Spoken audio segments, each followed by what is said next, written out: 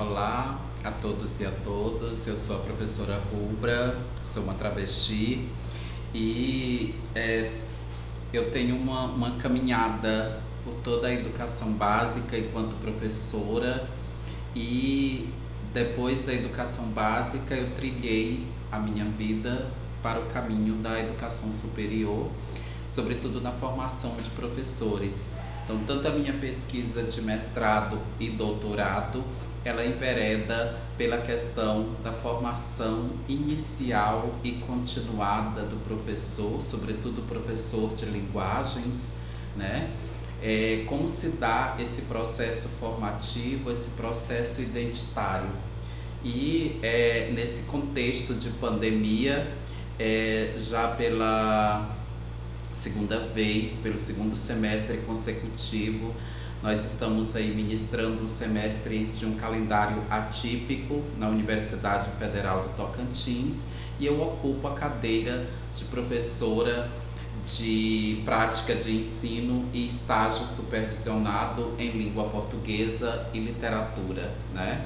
E agora finalizando o componente curricular de prática de ensino e estágio supervisionado, um dos trabalhos finais que eu solicitei aos acadêmicos, aos futuros professores, aos professores em formação inicial, é que eles redigissem um texto no qual seria um memorial de formação, onde eles iriam retratar esse processo identitário deles enquanto professores e como se deu a sua trajetória escolar e para se formar esse futuro professor que com certeza atuará na educação básica e majoritariamente numa educação básica numa educação básica pública, né?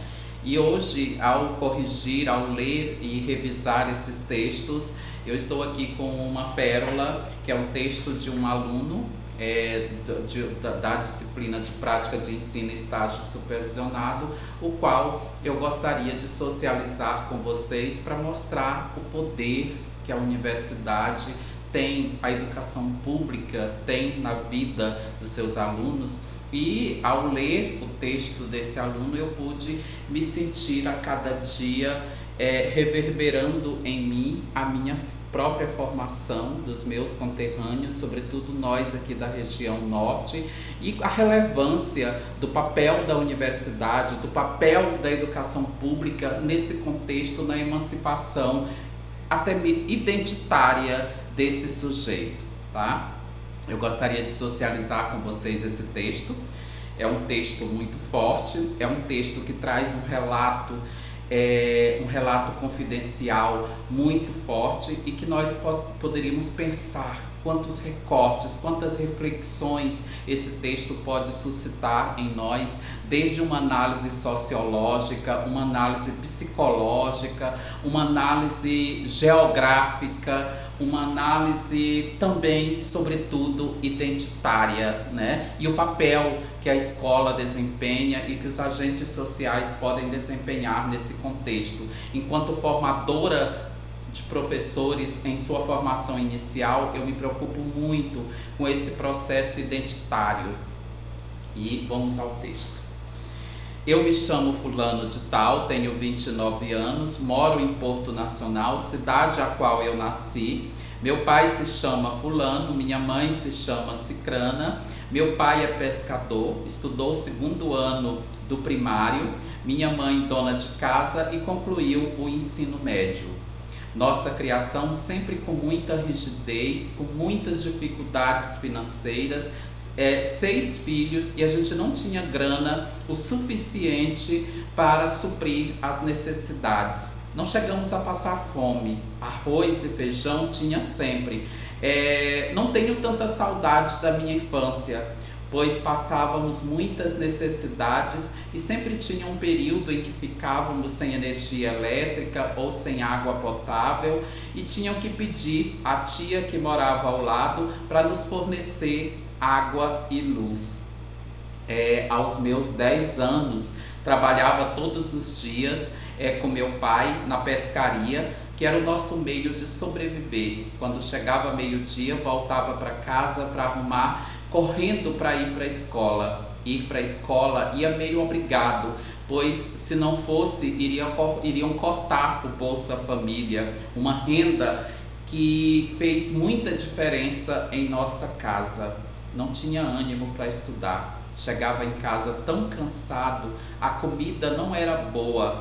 Minha mãe sempre se esforçando para deixar aqueles ossos gordurosos para alimentar, eu não conseguia comer, era muito forte o gosto, o cheiro. Eu tinha muita pena dela, sempre com um sorriso no rosto, cuidando muito bem, mesmo com as nossas roupas surradas, mas sempre limpinhas, nos incentivando a ir para a escola, pois ali estaria o nosso futuro, que nós não poderíamos viver sem ela. A escola era um lugar que eu odiava ir. Sofria tanto preconceito por minha cor, meu cabelo, que cheguei a ponto de jogar uma pedra que perfurou a cabeça de uma garota com tanta raiva. Eu nunca tinha ido à coordenação, mas naquele dia não suportei. Quando cheguei em casa, levei uma surra do meu pai, pois tinha levado suspensão. O que sempre me salvava era o lanche da escola. No final de semana, junto com meu irmão, saíamos para procurar um lote para capinar, procurar materiais recicláveis para levantar grana para comprar um short, uma sandália. Meu pai trabalhava muito, mas o dinheiro não dava realmente para nos alimentar. Não gosto muito de falar sobre essa fase da minha vida, sempre dói ao lembrar de minha mãe cozinhando com papelão, pois não tinha gás e ela não conseguia tirar lenha. Lembro que um certo dia eu prometi que a gente nunca mais iria passar por isso. Quando terminei o ensino médio, pensei, estou livre, vou procurar um emprego, sair de casa dos meus pais.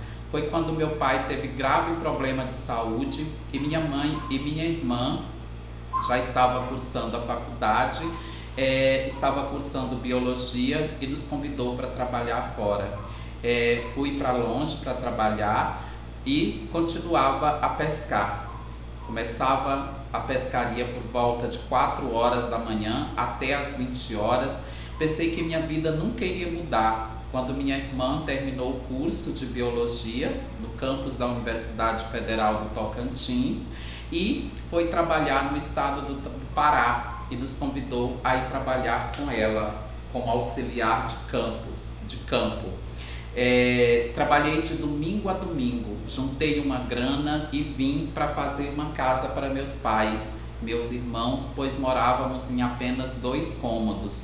Foi quando eu tive minha primeira cama aos 18 anos de idade. E agora eu penso como foi foda essa fase. E aí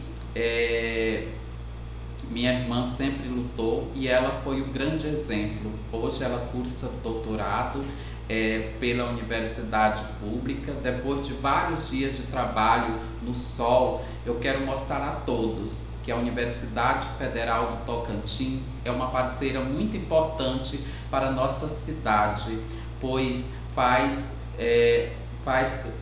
com que tenhamos uma evolução pessoal.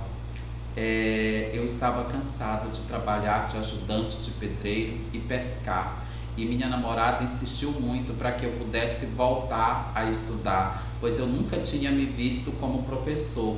E com o passar dos dias, alguns professores apresentaram o curso com outro olhar, então percebi o tanto que é importante para a minha evolução pessoal, pois é uma profissão, a profissão de professor é uma profissão de guerreiros, pois com tanta desvalorização acaba sendo frustrante ser educador. Quanto mais lembro que a educação pode mudar o mundo, vou ser o melhor. Quero marcar a vida dos meus alunos e que devemos ser justos e nunca deixar seu profissionalismo de lado, sempre apresentar um cidadão formado para a sociedade. Há um professor crescendo dentro de mim, já está pronto para o trabalho, ainda falta ajustes, pois já estou atuando na área se faz 3 anos com a função de auxiliar de sala de aula. trabalho com alunos especiais. Isso me fez evoluir muito, sendo fundamental para exercer essa função que é determinante para continuar o curso e exercer a profissão, e ainda estou construindo a minha identidade social, pois nunca sabemos onde vamos.